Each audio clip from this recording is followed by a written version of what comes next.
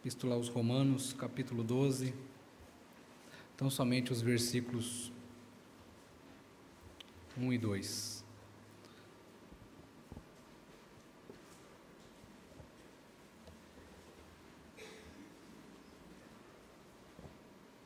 Romanos 12, versículos 1 e 2. Assim fala a palavra de Deus a nós. Rogo-vos, pois, irmãos, pelas misericórdias de Deus, que apresenteis o vosso corpo por sacrifício vivo, santo e agradável a Deus, que é o vosso culto racional.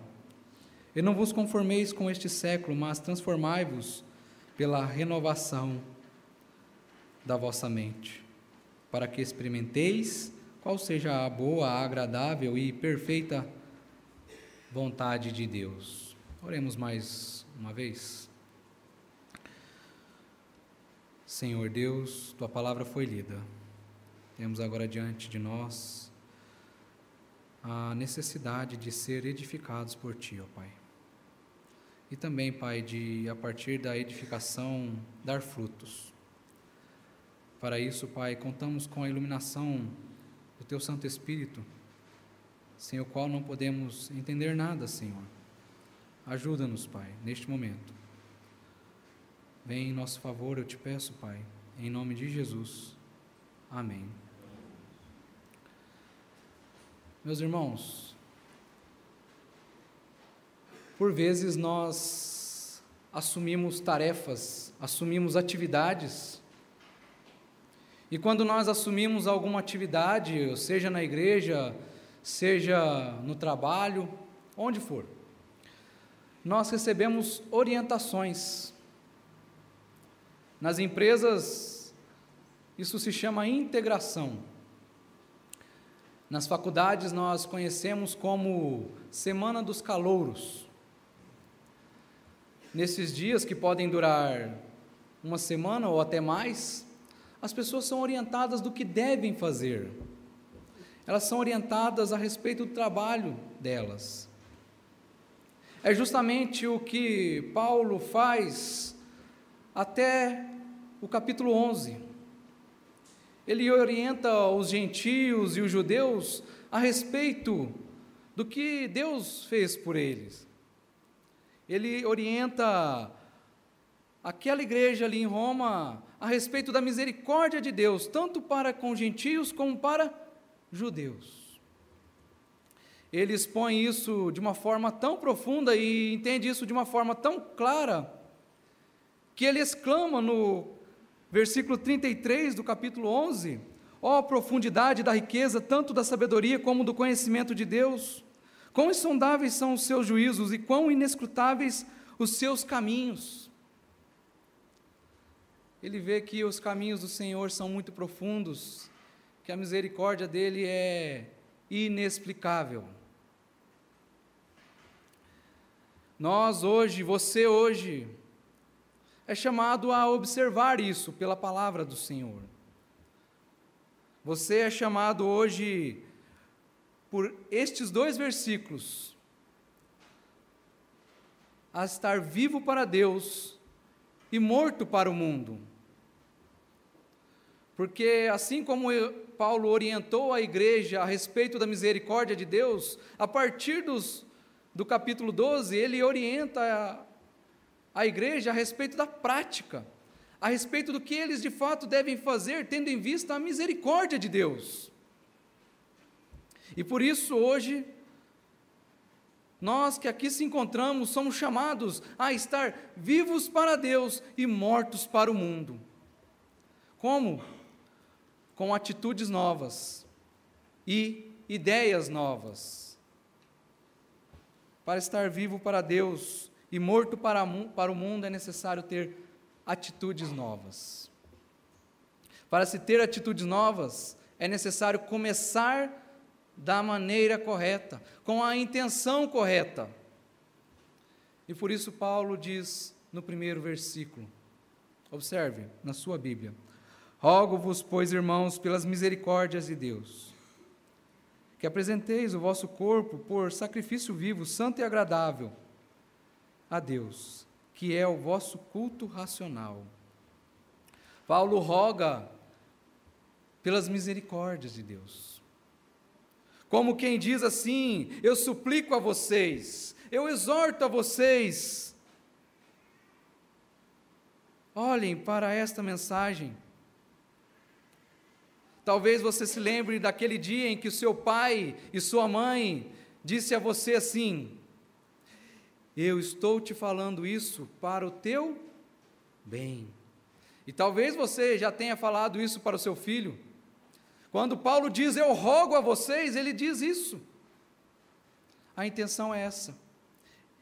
E ele faz isso chamando a atenção para a misericórdia de Deus. A misericórdia, que é uma expressão de amor. A misericórdia, que é algo que ocorre quando alguém se compadece de outro. Esse outro é aquele que se encontra num estado miserável. É aquele que se encontra numa situação de calamidade, de tristeza. É aquele que de fato está em total miséria. A misericórdia de Deus é o que nós lemos no Salmo: o que é o homem para que dele te lembres? O que é o homem dentro de um universo tão grande igual ao nosso? De milhares de estrelas, um planeta no meio de 8 planetas, numa galáxia onde o Sol é infinitamente maior do que a Terra, num planeta onde nós somos um ser entre milhares de seres. O que é o homem?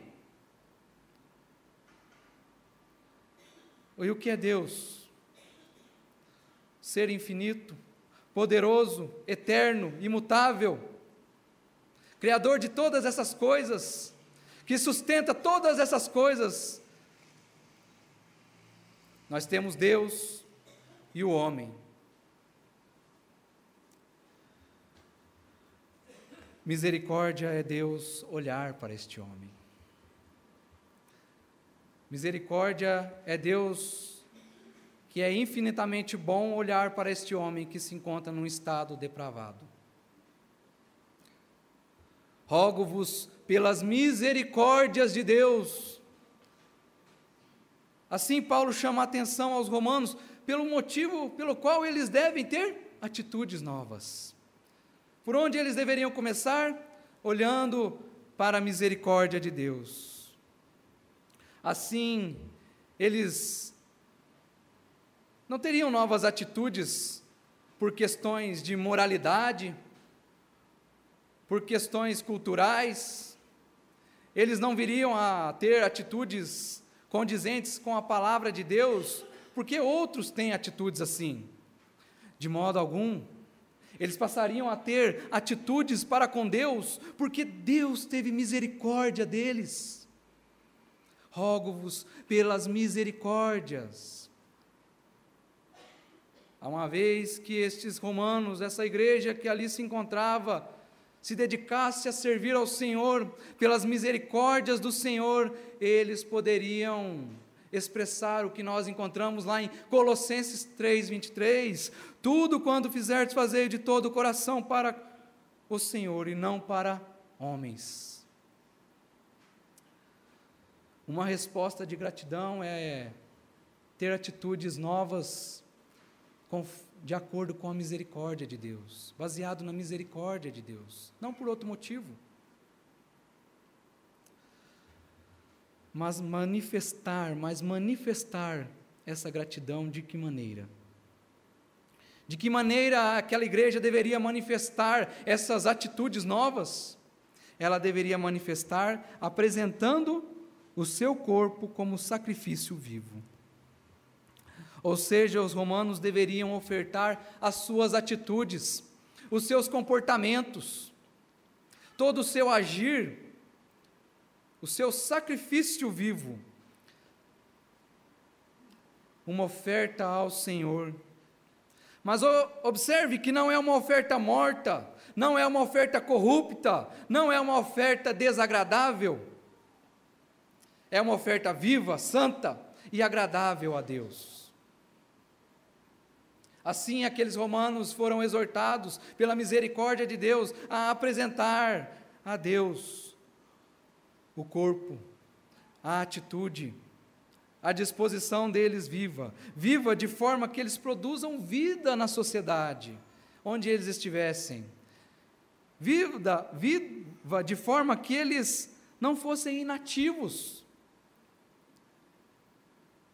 santa, de forma que eles fossem influenciados pelo Espírito Santo, não influenciados pelo mal, mas sim fugindo de toda a aparência do mal. Rogo-vos pelas misericórdias do Senhor, que apresenteis o vosso corpo. Apresenteis o vosso corpo vivo, santo, e isso passará a ser agradável a Deus. Isso é agradável a Deus. Agradável é a palavra como aceitável diante de Deus, que faz com que Deus se alegre.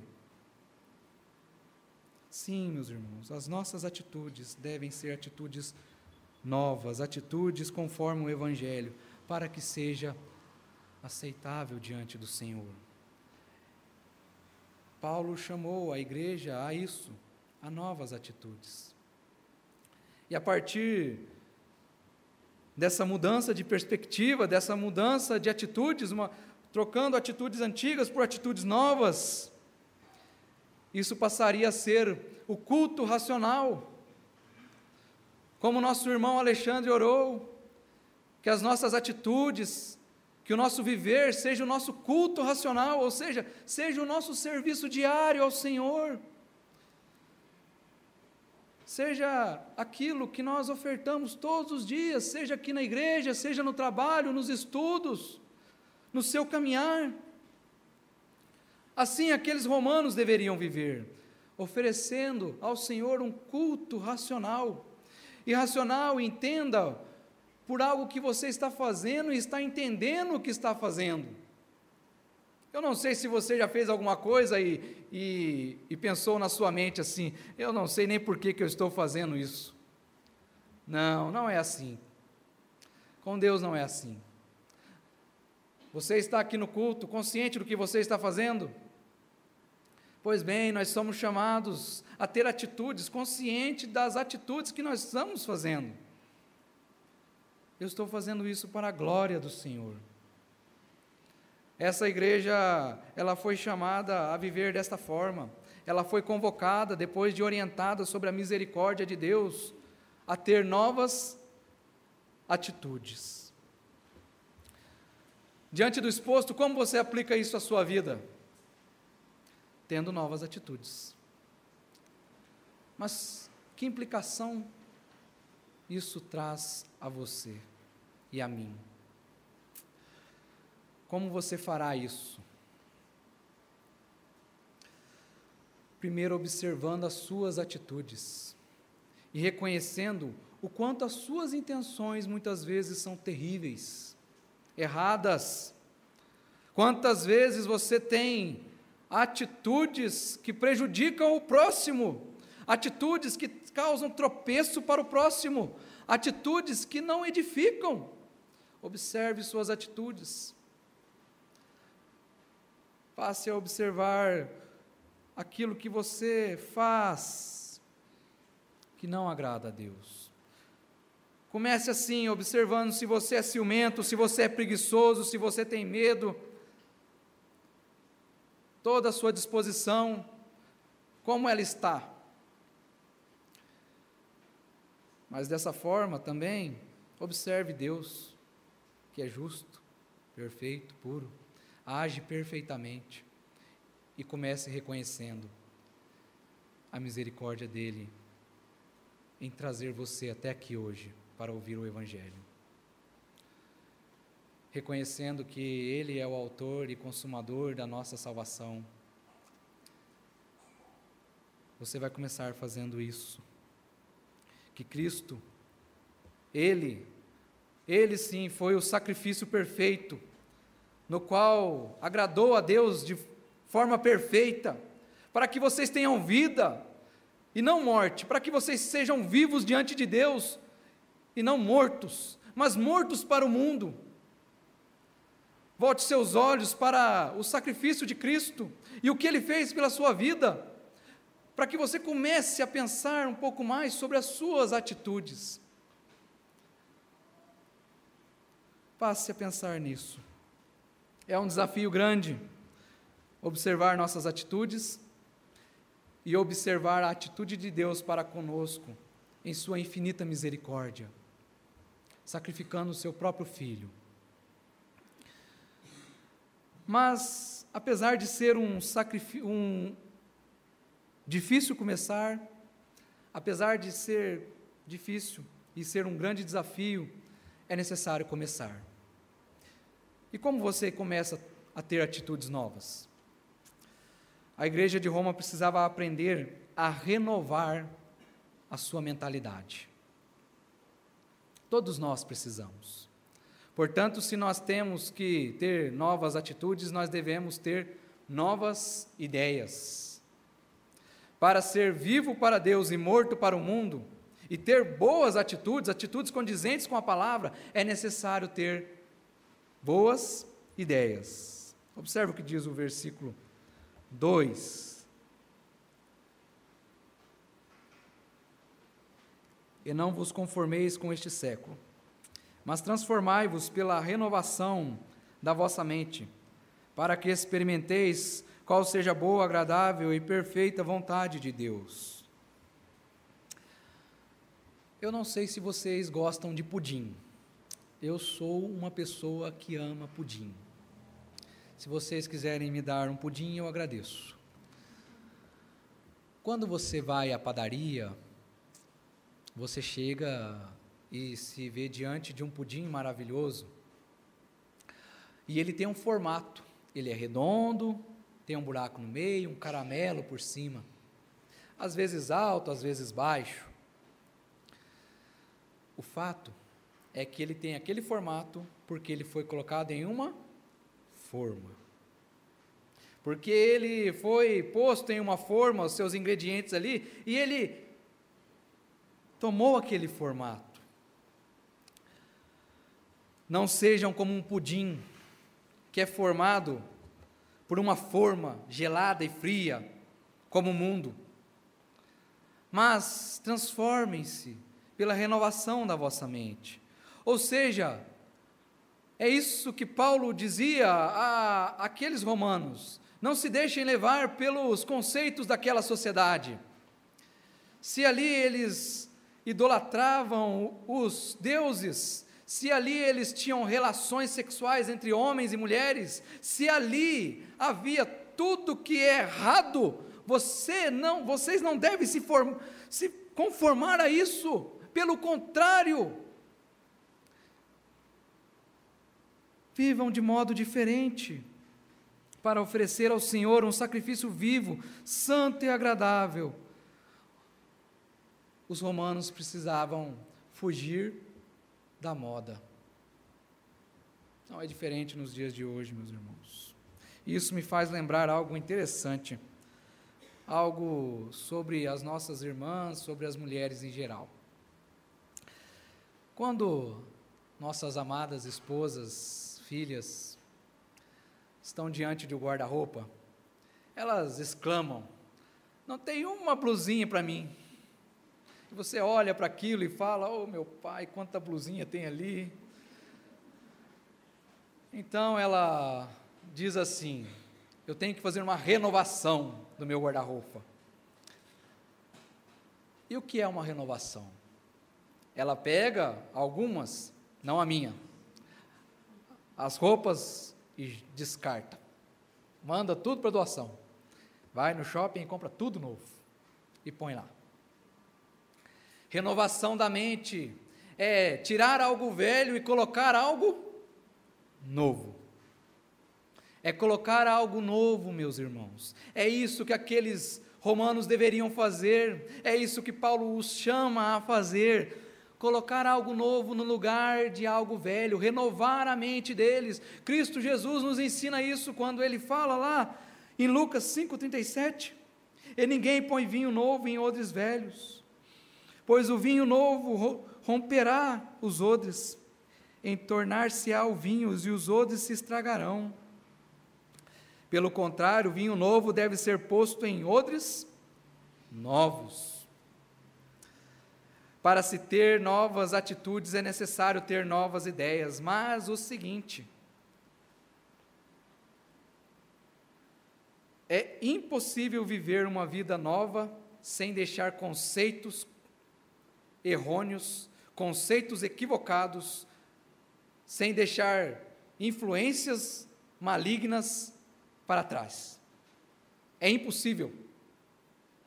É como um vinho novo que vai ser colocado dentro de um odre, um saquinho de couro, velho, já desgastado, e aquele vinho vai fermentar e vai explodir. Se você está aqui na igreja para viver no mundo e viver na igreja, eu vou dizer uma coisa: você está prestes a explodir, porque isso vai se tornar pesado para a sua vida. É isso que Paulo diz aos romanos: vivam uma renovação da mente, deixando coisas antigas e absorvendo coisas novas. Isso vai ser a maneira como vocês vão se transformar as vossas mentes, para que vocês possam experimentar qual seja a boa, agradável e perfeita vontade de Deus. Nem tudo que é bom é agradável. Muitas coisas são boas, mas são ruins, como um remédio. Nem tudo que é agradável faz bem. E perfeito é só o caminho do Senhor. Observe que a vontade do Senhor é agradável, é perfeita e boa. Quão difícil é encontrar isso no mundo, meus irmãos. E de fato, vocês não vão se encontrar. A vontade de Deus é boa, agradável e perfeita. Somente é a vontade dEle. Meus amados, muitos desvalorizam o potencial das ideias, da renovação da mente. Muitos até criticam os presbiterianos porque nós estudamos demais. Creio que nós estudamos pouco, se pensar bem. Estou falando da igreja em geral, não os líderes. Os presbiterianos são conhecidos desde a Reforma por serem crentes que estudam mais. Mas isso está se perdendo, e isso é triste. Isso é muito triste. E os ímpios estão estudando. E estão se dedicando ao conhecimento de muitas coisas que nem são boas. Porque muitas vezes os ímpios estão entendendo o poder das ideias. Vou contar um pequeno fato histórico para os irmãos. Em 1844, nasceu na Alemanha um homem chamado Friedrich Nietzsche. Este homem foi um filósofo e ele escreveu muitos livros, dentre os quais ele formulou a síntese, a ideia de que Deus está morto. Isso lá em 1800. Esse homem escreveu algumas coisas e morreu. Todavia, passou-se o tempo e outra pessoa começou a ler os seus escritos. Outro homem passou a ler os seus escritos e começou a beber a largos sorvos daquelas ideias. Este homem se chamava Adolf Hitler. Este homem foi o líder de um grande movimento que matou milhares e milhares de pessoas. E eu não estou dizendo aqui que Nietzsche era o autor do nazismo, mas eu estou dizendo uma coisa para vocês: as ideias movem o mundo.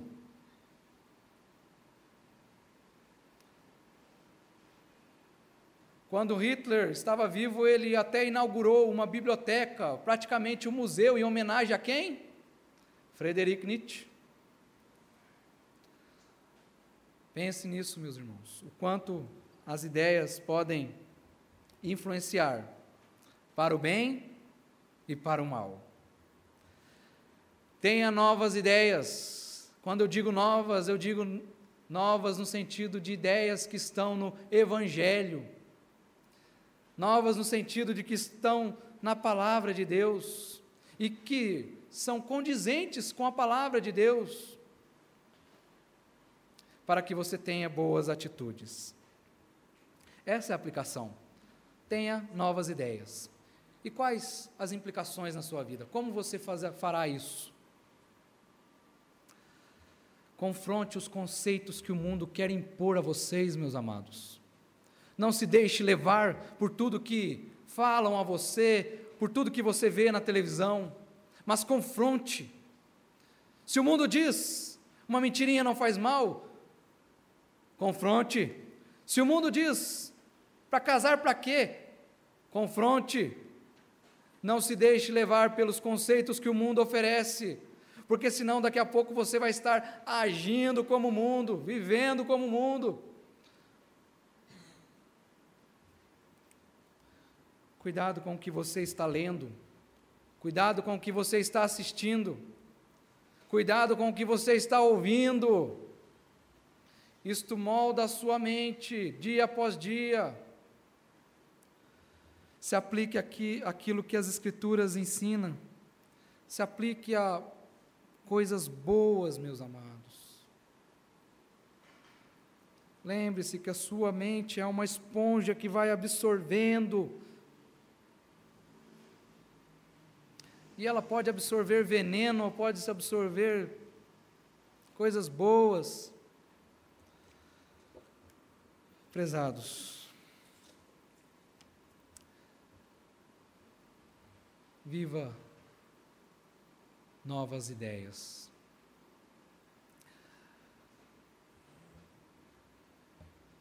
O fruto de novas ideias são novas atitudes.